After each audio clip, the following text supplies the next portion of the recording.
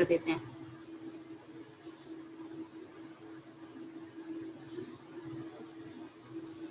Debtors हैं 1100 के to be written off and it is no longer recoverable.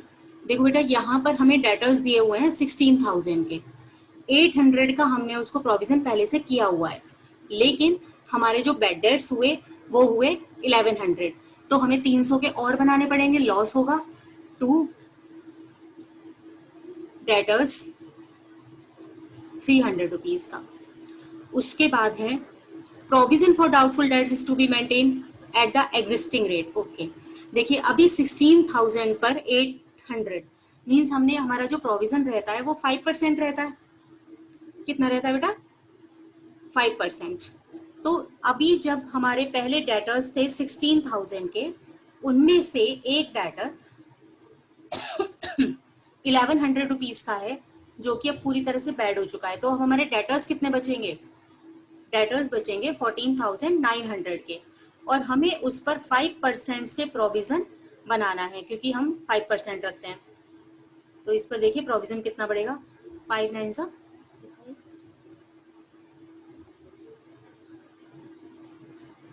745 का provision और बनाना पड़ेगा।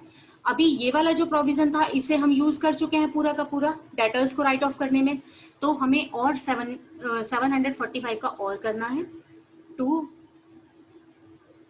Provision for doubtful debts 745। बेटा क्लियर है ये वाली बात? यस, या आप इस तरीके से भी आप इसको ले सकते हो। देखो 1100 तो हमें डेटर्स को बैड डेट्स करना है, उसके बाद टोटल डेटर्स 16,000 हुए, इतने हमारे बेकार हो गए बिल्कुल, बचे 14,900। उस पे हमें प्रीवियस रेट इज 16,000 पर 800 बनाया हुआ, मतलब 5% बनाते हैं, तो 5% हमने इस पर बनाया तो 745। तो मीन्स हमें ये दो चीज प्रोवाइड करनी है। हमारा हो गया 1845, और ऑलरेडी हमने प्रोविजन यहाँ पर 800 का बनाया हुआ था, उसको अब लेस करोगे तो भी टोटल आ जाएगा 1045, और वही प्रोविजन अब हमने टोटल बनाया है। बेटा अब सही है, आ गया? Yes ma'am. स्टॉक को राइट डाउन करना है आपको बाय ₹1055, तो लॉस हो जाएगा ये भी, टू स्टॉक कर दोगे 1055। लैंड एंड बिल्डिंग को रिटर्न अप करना है बाय 11,000, बाय है तो 11,000 से हमने लैंड एंड बिल्डिंग बढ़ा दी अपनी। प्लांट एंड मशीनरी को रिड्यूस करना है अप टू 34, अप टू, ठीक है। प्लांट एंड मशीनरी 35 है और उसको आपको रिड्यूस करोगे तो लॉस कितना हुआ 1,000 रुपीज का, 1,000 रुपए से कम करोगे क्योंकि उसे कहाँ तक लेकर आना है 34 तक। क्रेडिटर्स थे 700 रुपए के 700 and to be written back as no longer payable, मतलब उसने कहा कि ये हमें नहीं पे करने, तो गेन हो गया फर्म को, गेन होगा तो क्रेडिट करोगे, तो it will come here by creditors. उसके बाद है एन ओल्ड कंप्यूटर प्रीवियसली, एक एसेट है जो कि पहले राइट ऑफ हो गया था but sold for ₹2,000 as the scrap, उससे हमें कितना बेनिफिट हुआ बेटा 2,000 रुपीज का, तो ये बाय टाइपराइटर एक अनरिकॉर्डेड एसेट है जो कि हमारी बुक्स में नहीं है, तो उससे हमें मिला है। तो यहाँ पर लिखोगे सेल कर चुके हैं ना हम इसे, तो बाय बैंक लिखोगे, बैंक अकाउंट डेबिट।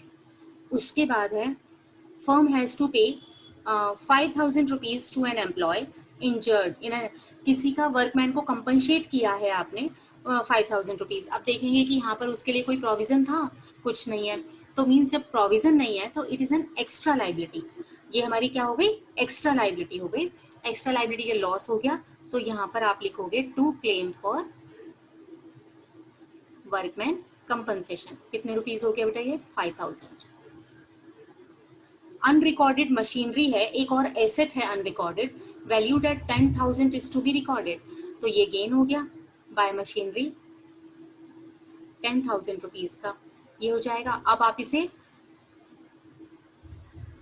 बैलेंस करोगे तो देख लोगे यहाँ पे 10 और 11 21,000 है तो डेफिनेटली गेन ही आएगा, तो उसको यहाँ पर बैलेंस करके टू पार्टनर्स कैपिटल अकाउंट, सारे पार्टनर्स में ओल्ड रेशो में, क्योंकि अभी तक तीनों काम कर रहे थे, तो रिवैल्यूएशन का जो भी गेन या लॉस आएगा उसको तीनों पार्टनर, मतलब जो भी सारे पार्टनर्स होंगे ऑल पार्टनर्स, उनमें आप डिवाइड करोगे और अपने उनके ओल्ड रेशो में डिवाइड कर दोगे। नेक्स्ट है रिजर्व्स एक्यूमुलेटेड। देखो बेटा जब कोई भी न्यू पार्टनर एडमिट होता था उस समय पर हमारी बैलेंस शीट में कोई भी एक्यूमुलेटेड रिजर्व सरप्लस होते थे तो उसे जो पुराने वाले पार्टनर्स थे वो आपस में बांट लेते थे। मतलब कि जब भी कोई न्यू पार्टनर आया तो उसे फर्म के एक्यूमुलेटेड गेन्स या लॉसेस में से कोई शेयर नहीं मिलता था, ना ही वो बियर करता था। इसी तरीके से जब कोई पार्टनर रिटायर होगा तो उस समय पर जितने भी रिजर्व्स और एक्यूमुलेटेड प्रॉफिट्स हैं उसमें से उसको जो जितना भी उसका शेयर है, क्योंकि उसके भी उसमें प्रॉफिट लेस हुए थे जब वो रिजर्व्स बनाए गए थे, तो जो प्रॉफिट जिससे वो रिजर्व बनाए गए थे उसमें से उसका शेयर भी कम हुआ था। इसलिए जब भी कोई पार्टनर रिटायर होगा तो जितने भी रिजर्व सरप्लस एक्यूमुलेटेड प्रॉफिट्स होंगे उसका भी उसमें शेयर दिया जाएगा टू द रिटायरिंग पार्टनर। अब रिटायरिंग पार्टनर को जब दोगे तो उसकी कैपिटल को इंक्रीज करोगे और इंक्रीज करने के लिए हम उसे क्रेडिट करते हैं। तो हमारी एंट्री क्या हो जाएगी, जर्नल रिजर्व है अगर तो जर्नल रिजर्व डेबिट, कोई भी वर्कमैन कंपनसेशन रिजर्व जितना एक्स्ट्रा होगा क्लेम से एक्स्ट्रा वो हम डिवाइड कर देंगे। कोई भी प्रॉफिट एंड लॉस का क्रेडिट बैलेंस है उसे भी डेबिट कर देंगे टू, सपोज एबीसी है, to the retiring partner, C retire हो रहा है तो टू सीज कैपिटल अकाउंट, उसको ही उसमें से अपने पोर्शन का जो शेयर है वो मिल जाएगा। अगर ये कह रहे हैं कि केवल उसी को देना है तो वो नहीं, तो हम क्या करेंगे, जनरली जब तक क्वेश्चन में कुछ नहीं कहा गया हो तो जितने भी बैलेंसेज हैं, जितना जर्नल रिजर्व है, जितने वर्कमैन कंपनसेशन या प्रॉफिट एंड लॉस का बैलेंस है, वो सारे पार्टनर्स उस समय उनको बांटकर आपस में फिनिश कर देते हैं।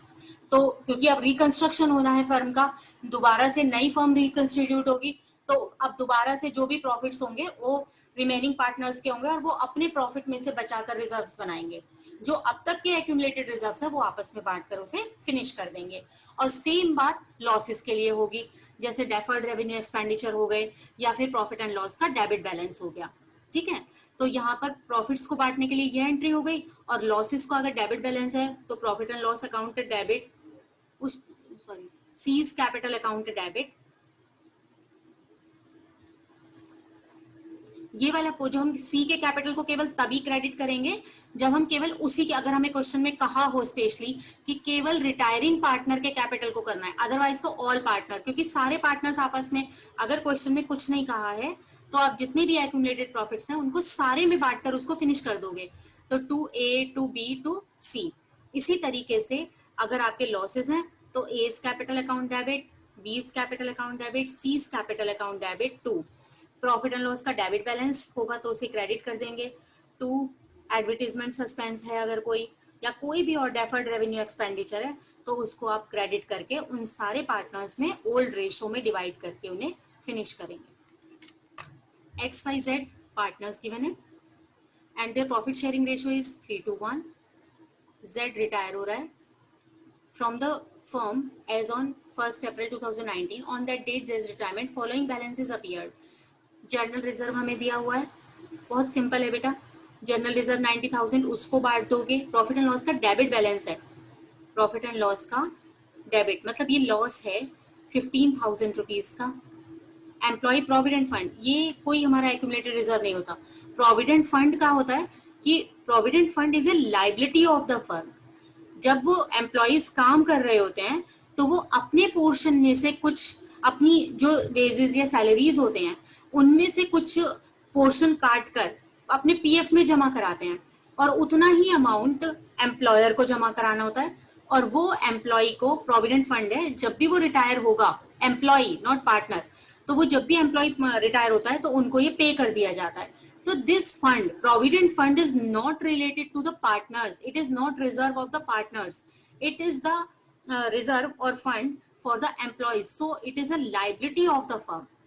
इसको हमें employees को देना है। ये हमारी कोई ऐसे नहीं है कि ये हमारा कोई रिजर्व है जो पार्टनर्स में बंटना है, तो हम इसका कुछ नहीं करेंगे एम्प्लॉय प्रोविडेंट फंड का। आगे उसके बाद है वर्कमैन कंपनसेशन रिजर्व है 12,000 which was no more required. Yes, अब ये देखिए वर्कमैन कंपनसेशन जो रिजर्व है, आपको मालूम है कि जितनी क्लेम होता है, जितना हमें उनको लाइबिलिटी होती है कंपनसेट करने के लिए, उतना तो हम रखते हैं, और बाकी का सारा जो होता है that is a reserve of the partners, accumulated reserve of the partners, तो उसको हम डिवाइड कर लेते हैं। तो ये तीन चीजें हैं जो हमें फिनिश करनी है, और इसको हम सिंपली बांट देंगे। पहले जर्नल रिजर्व को बांटते हैं, तो जर्नल रिजर्व को डेबिट कर दो, वर्कमैन कंपनसेशन रिजर्व को डेबिट कर दो क्योंकि ये तो हमारा लॉस है 90, और 12,000, ये बढ़ जाएगा x to y to z में। ये टोटल आप 3 to 1 में डिवाइड करके यहाँ पे बांट दोगे। तो इसको बांट दिया। अब लॉस की बारी आई, तो लॉस भी हम करेंगे ये x debit, y debit, z debit to profit and loss account. Clear बेटा? ये टोटल हमारा जो लॉस है दैट इज 15,000, उसे आप यहाँ पर 3 to 1 में डिवाइड करके यहाँ पर डिस्ट्रीब्यूट कर। ABC 3 पार्टनर्स हैं। बुक्स हमारी क्लोज होती है 31 मार्च को। Give the journal entries to distribute journal reserve 40,000। कोई दिक्कत नहीं है। आप लोग क्या एंट्री करोगे इसकी? Journal reserve account debit to ABC in their profit sharing ratio. इस क्वेश्चन में हमें कोई भी प्रॉफिट शेयरिंग रेशो नहीं कहा हुआ है, इक्वल रेशो। अगर कुछ भी नहीं दिया होता तो हम वैसे भी इक्वल में बांटते। तो इस 40,000 को आप इक्वल रेशो में बांट दोगे।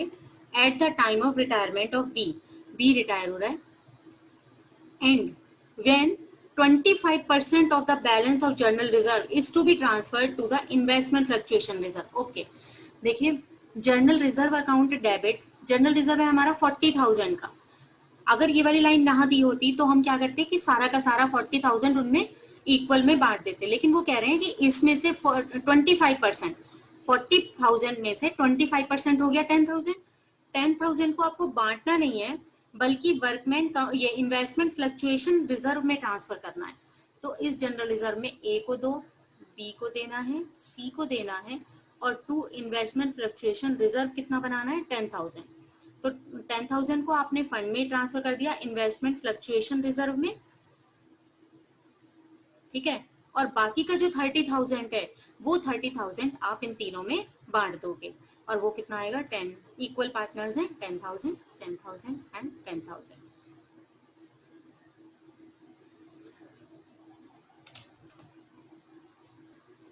Give the journal entry to distribute. बेटा वर्कमैन कंपनसेशन रिजर्व भी हम कर चुके हैं। वर्कमैन कंपनसेशन रिजर्व जो है आपका 70,000 eight the time of retirement of नीति, ठीक है। एक कोई भी पार्टनर्स हैं, तीनों के नाम नहीं दिए हुए। And the firm has 3 partners, Raveena, नीति एंड रजत। रवीना, नीति एंड रजत 3 पार्टनर्स हैं। और उसके बाद कौन रिटायर हो रहा है? Eight the time of retirement of नीति, नीति रिटायर हो रही है, और उसके टाइम पे 70,000 हमारा वर्कमैन कंपनसेशन रिजर्व है। 70,000 when there is a claim of rupees 25,000 against it। हमें ये तो किसी भी वर्कमैन को पे करने हैं, ये तो क्लेम है, ठीक है।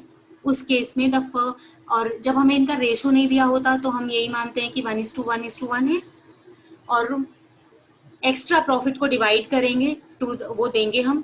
तो यहाँ पर आप ये देखोगे कि कितने हैं यहाँ पर बेटा। वर्कमैन क्लेम में तो ट्रांसफर हो जाएगा 25, तो इसको डिवाइड करने के लिए एंट्री करोगे workman compensation reserve debit. Total आपको डिस्ट्रीब्यूट करना है 70,000। अगर कोई क्लेम नहीं होता तो टोटल 70,000 भी हमारे पास एक्स्ट्रा होता और तीनों पार्टनर्स में इक्वल में बांट देते। लेकिन अभी कह रहे हैं कि हमें एक क्लेम के लिए बचा कर रखना है, तो क्लेम फॉर वर्कमैन कंपनसेशन 25,000 का तो हमें क्लेम के लिए बचाना है, और बाकी का डिवाइड करना है। तो बाकी का आपने डिवाइड किया 2R, N एंड R। इसमें से इसको लेस किया तो ये 45 बचा। 45 को आप इक्वल डिवाइड कर दोगे 15,000, 15,000 और 15,000 इस तरीके से। Give the journal entry to distribute the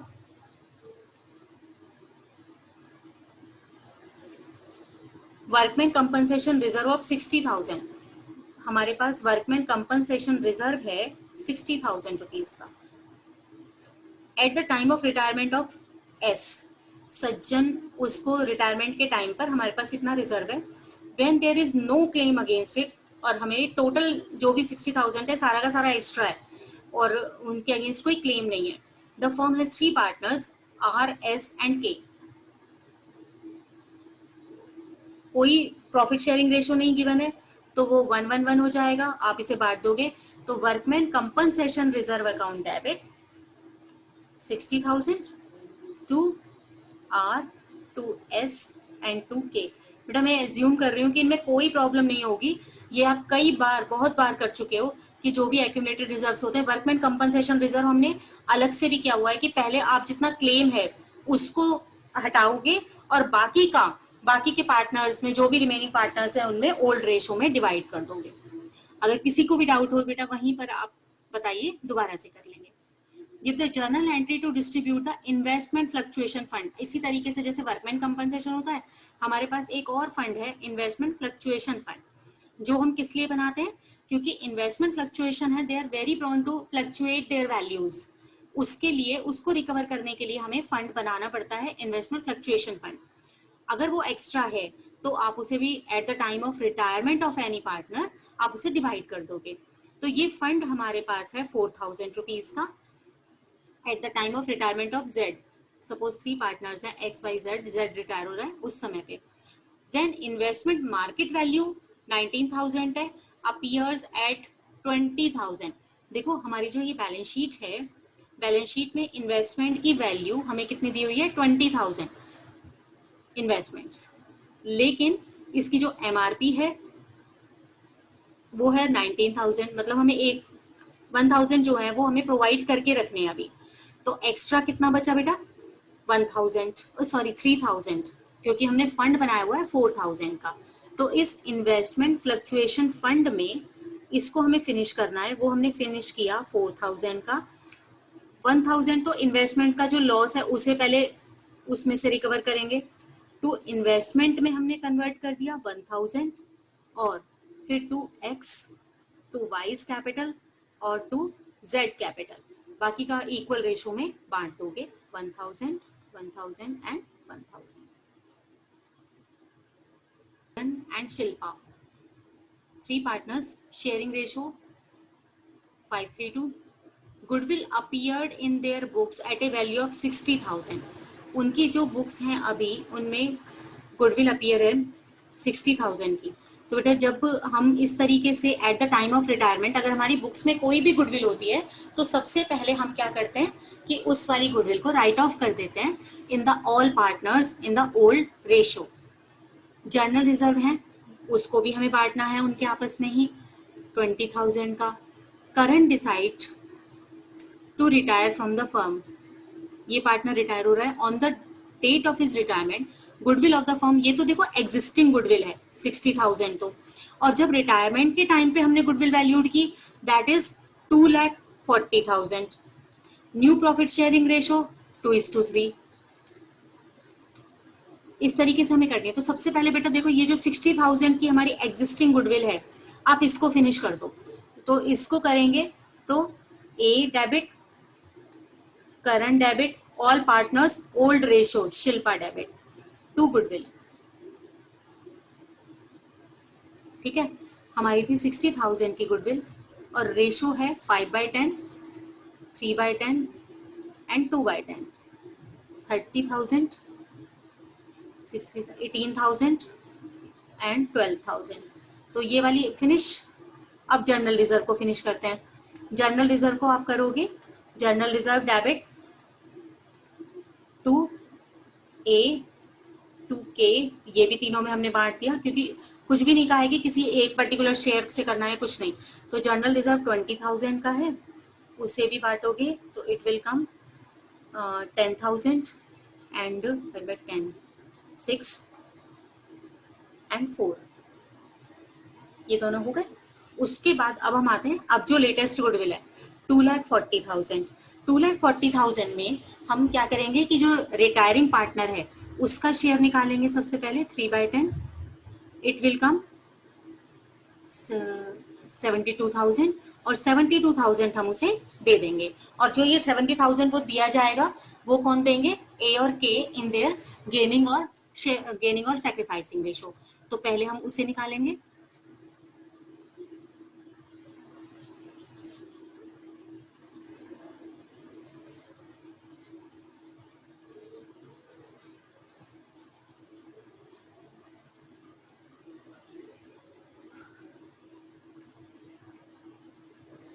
A and Shilpa. New ratio is 2/5 3/5 और पुरानी वाली रेशो ओल्ड रेशो है 5/10 एंड 2/10।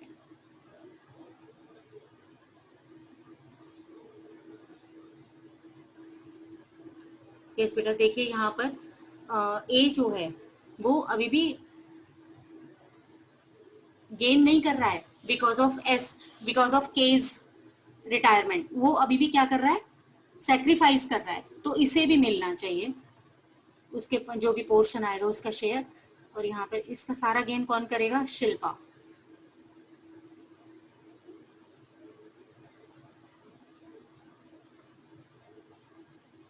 ठीक, तो शिल्पा जो गेन कर रहे हैं केवल उसी को ही हम डेबिट करेंगे यहाँ पर, क्योंकि सारा पोर्शन उसी को देना पड़ेगा। शिल्पास कैपिटल अकाउंट डेबिट कितना, अपने गेन के बराबर टोटल कैपिटल में से 2,40,000 में से 4/10 इनको देना है। 2 मिलेगा किस किस को, आलिया कैपिटल और 2 करंस कैपिटल। आलिया को कितना मिलेगा, 2,40,000 है उसका 1/10 और करण को 2,40,000 में से 3/10 उसका जो सेक्रीफाइस था उसके प्रॉफिट का जो लॉस है उसको, दैट इज 3/10।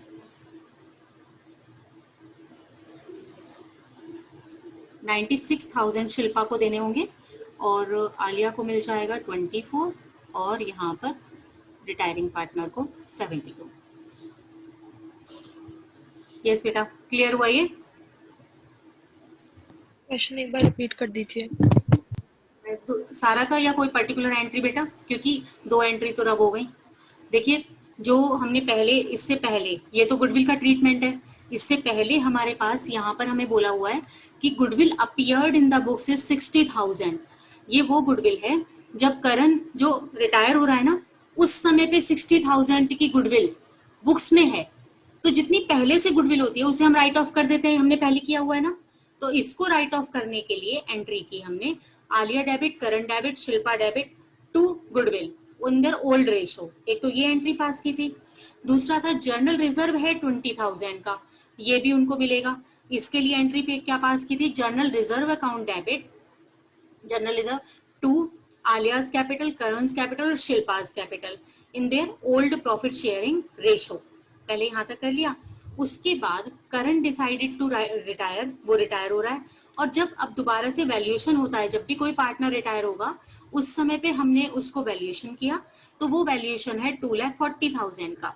ठीक है बेटा, ये वैल्यूएशन हो, पहले से अब कोई गुडविल नहीं है क्योंकि जो थी वो हम बांट चुके हैं, तो ये 2,40,000 हुआ।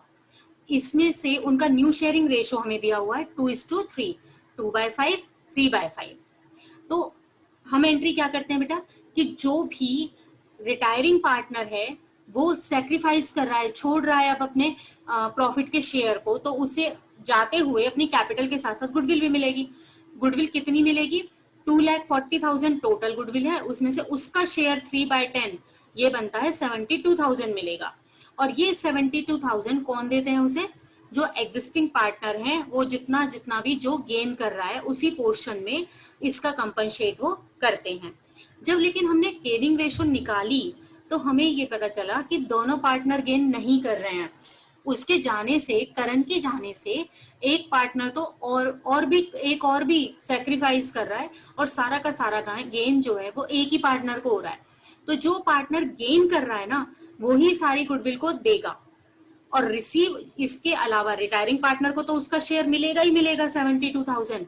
इसके अलावा जो और एक पार्टनर ये आलिया, ये जो जितना गेन, जितना सेक्रीफाइस कर रही है इसके बराबर भी उसको गुडविल का शेयर मिलेगा। जैसे change in profit sharing ratio में हमने किया था ना कि अगर चेंज होने से अगर कोई भी पार्टनर फिर से और भी सेक्रीफाइस करता है तो उसे भी गुडविल का अमाउंट मिलता है। सेम यहाँ पर हो गया। शिल्पा सारा गेन कर रहे हैं तो यहाँ पर शिल्पास कैपिटल अकाउंट डेबिट कितना गेन कर रहे हैं, टोटल गुडविल में से उसका गेन आया था 4/10, तो 4/10 हमने उससे ले लिया और उसकी कैपिटल को कम करके, कैपिटल को मतलब कम कर दिया डेबिट करके, और वो देंगे किसको, जो भी सेक्रीफाइसिंग पार्टनर्स हैं जिनको कि लॉस हो रहा है। तो आलिया को लॉस हो रहा था 1/10, उसके बराबर उसे गुडविल मिल गई, और जो करण जो जा रहा है फर्म से उसे उसका प्रॉफिट का लॉस है 3/10, उसे कितना मिलता था पहले 3/10, और 3/10 अब नहीं मिलेगा, तो ये लॉस हो रहा है, तो उसको उस पार्ट के बराबर यहाँ पर गुडविल उसको मिल गई। और सारा का सारा दिया किसने, जो गेन कर रहा है पार्टनर, शिल्पा। ठीक है बेटा।